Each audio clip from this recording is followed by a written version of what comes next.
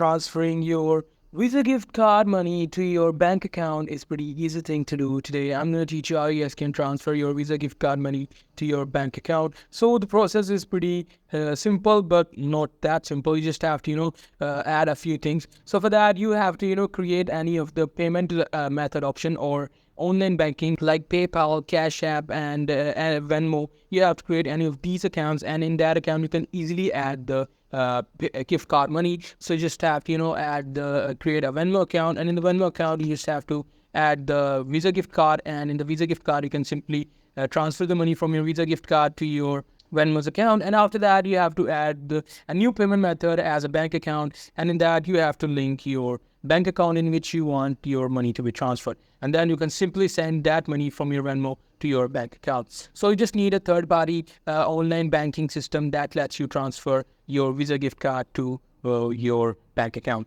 So that's pretty much it. That's how you guys can do it. Hope you guys find this video helpful.